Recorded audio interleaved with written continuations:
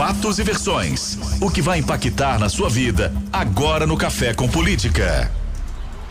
No Café com Política de hoje, a gente recebe aqui no estúdio o deputado federal Júnior Amaral, do PL, Cabo Júnior Amaral. Bom dia pro senhor. Prazer tê-lo aqui com a gente. Bom dia, Thalita, Rodrigo. Prazer meu. Bom dia, deputado. Poder falar com vocês aqui. Mais uma entrevista aqui na Rádio Super e a gente fala hoje sobre o pedido do PL de tentar, de contestar, né, ou de tentar anular votos de 250 mil urnas no Brasil no segundo turno. Eu queria que você trouxesse pra gente o que está sendo conversado no partido, a partir de quando foi essa decisão de pedir essa revisão de votos.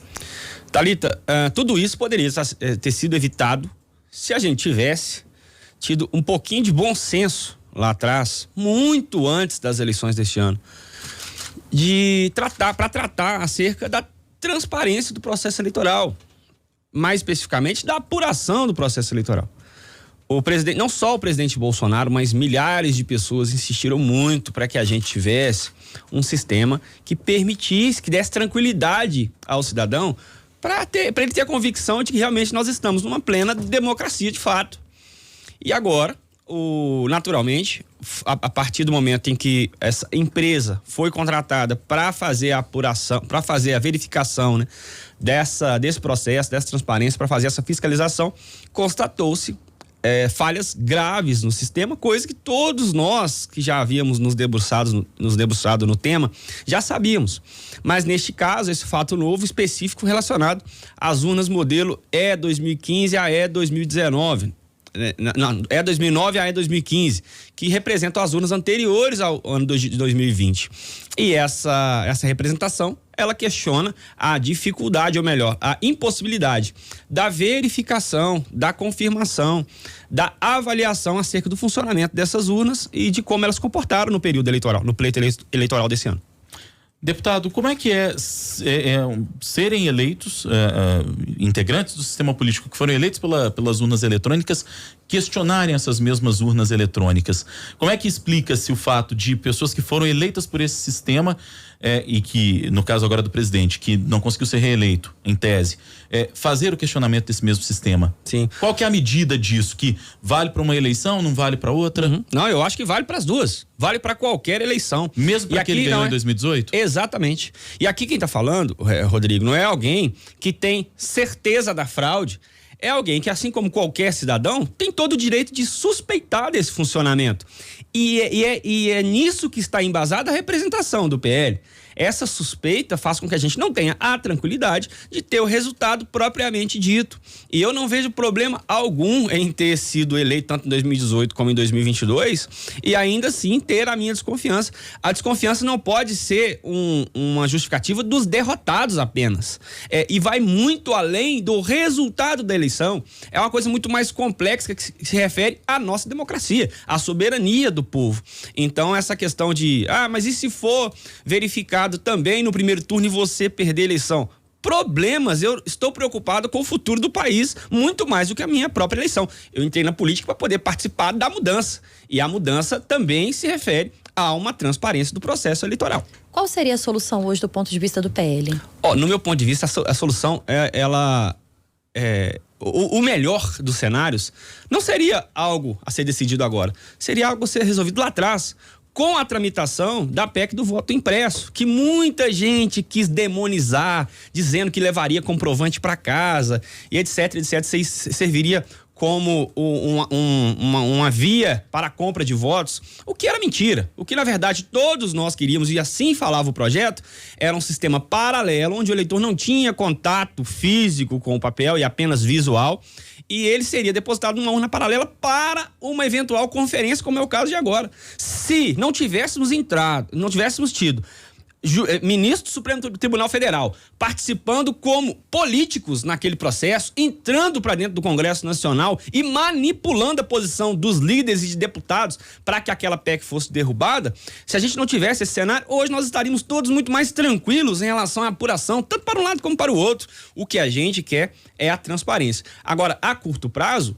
o que o PL exige do TSE é um posicionamento para que ele dê o seu parecer com base nas alegações técnicas que foram apresentadas pelo relatório desse instituto, Voto Legal, se não me engano.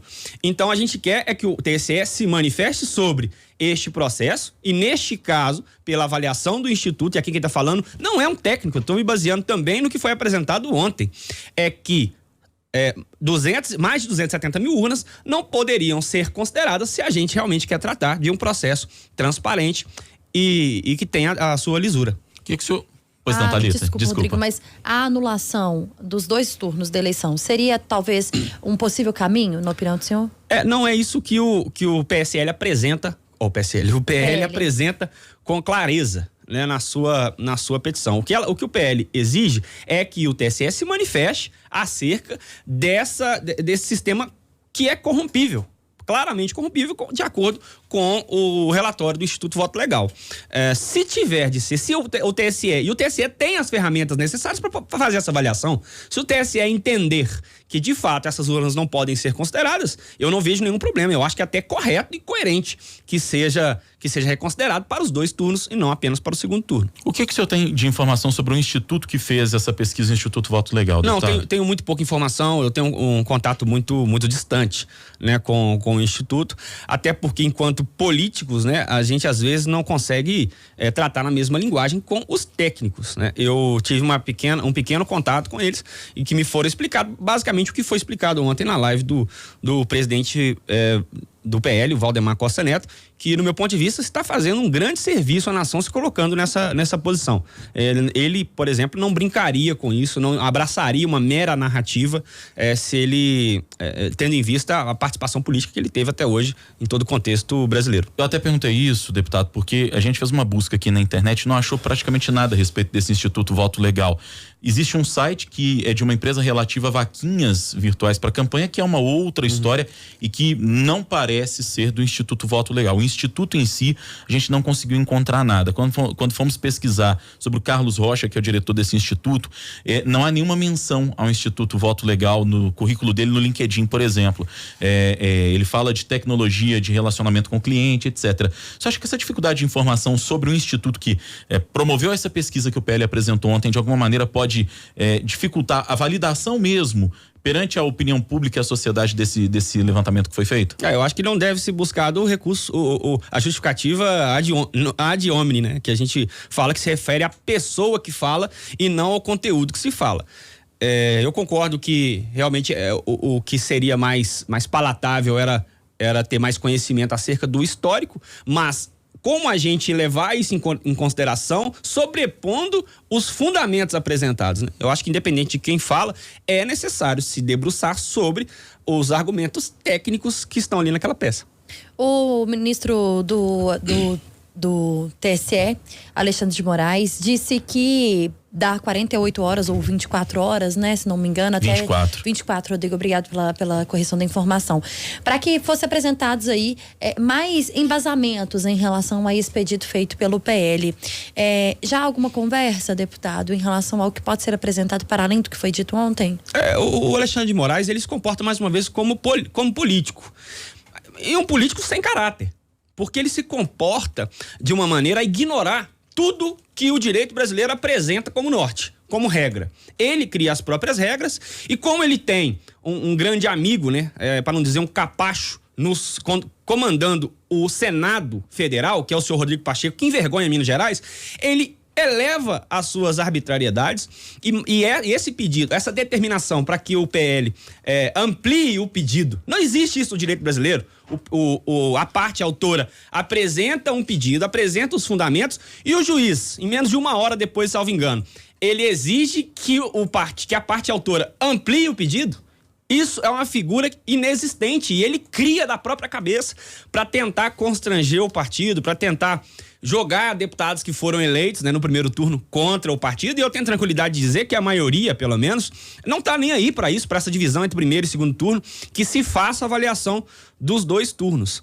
Mas esse pedido, essa resposta, né, que ele deu, para mim, é mais uma das suas arbitrariedades, mais uma das suas molecagens que ele coloca e usa, né, dessa cadeira que ele tá sentado lá, indicado por um sistema político e não por técnica, né, não é um juiz. E mais uma vez ele demonstra que não é uma pessoa preparada para ocupar o cargo que está. O presidente Jair Bolsonaro vai deixar o poder no dia 1º de janeiro, deputado? Rodrigo, essa seria uma previsão pragmática da coisa, né? Do que está posto.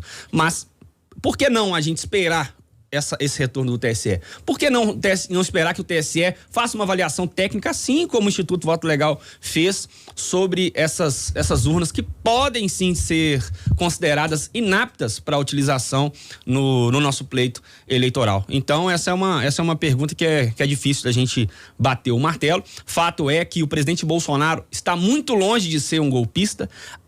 Tratou assim a condução da coisa pública nesses 4 anos, agiu sempre dentro das 4 linhas, coisa que infelizmente não só o alto escalão do judiciário, né, que é o Supremo Tribunal Federal, ignorou completamente, como também, eu disse há pouco, o presidente do Senado, que trata essa relação entre os dois como algo superficial, pautada na amizade deles e no interesse que eles têm no contexto do infinito da impunidade em que um está protegendo o outro. Deputado, o senhor foi um homem muito presente na campanha ao lado do presidente Jair Bolsonaro, um nome importante não só no cenário de Minas, mas estava ao lado dele, assim como Nicolas Ferreira, Bruno Engler, né? Vocês 3 tiveram um papel fundamental aí nessa disputa eleitoral. E aí a gente vê o presidente Jair Bolsonaro mais recluso, né? Sendo criticado, inclusive, por não estar aparecendo agora após o resultado da eleição. Que tipo de conversa vocês têm tido com o presidente Jair Bolsonaro? Como que ele tem se comportado diante de toda essa situação que está acontecendo agora, não só desse pedido do PL, mas também da possível transição que está sendo feita, da equipe de transição do presidente eleito Lula? Thalita, o presidente Jair Bolsonaro, ele realmente mudou bastante, né, o seu comportamento após o resultado do segundo turno. Ele ficou um pouco mais recolhido mesmo. Eu compreendo perfeitamente, é um momento muito tenso, de extrema decepção e frustração com aquilo que fez, né? E a falta de reconhecimento do povo brasileiro. Isso levando em conta o que está posto, né, até o momento em relação ao resultado. E a gente acaba não tendo esse contato tão próximo, mais como já foi em outros momentos, né? Ele está recebendo poucas pessoas. Eu tive em Brasília, até tentei falar com ele num dos dias, mas devido à dificuldade lá, eu também não quis insistir para não criar nenhum tipo de constrangimento. Então a gente também não está tendo esse contato todo para poder ter essa avaliação. E ainda que tivesse, claro, a gente resguardaria o direito dele, né? De ficar mais, né, na dele nesse momento aí.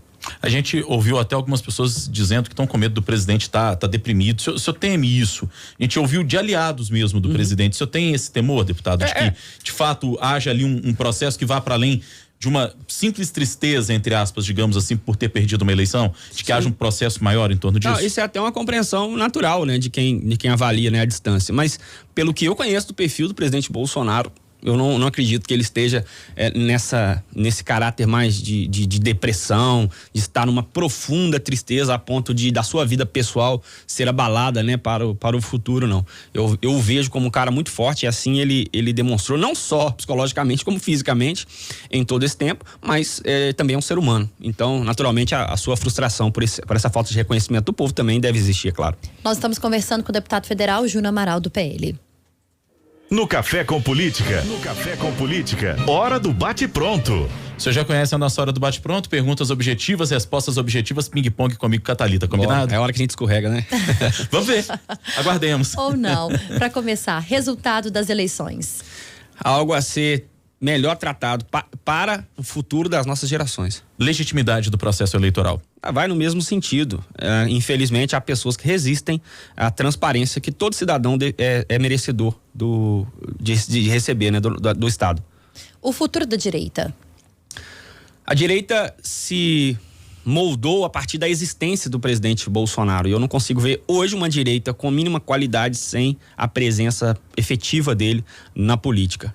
Mas a minha esperança é que isso melhore para os próximos anos. A próxima pergunta vai nesse sentido também. O papel de Jair Bolsonaro nesse futuro da direita? Indispensável. O ministro Alexandre de Moraes, do TSE e do STF. Um palhaço, moleque que está brincando de ser o dono desse país. Prioridade do segundo mandato de Cabo Júnior Amaral na Câmara dos Deputados. num cenário de oposição, é evidentemente mostrar ao povo brasileiro que se recusou a enxergar o que essa facção criminosa chamada PT fez e pode fazer de mal para o nosso país. Deputado federal Júnior Amaral, do PL, foi o nosso convidado de hoje. Obrigada, viu, deputado, pela entrevista. Disponha.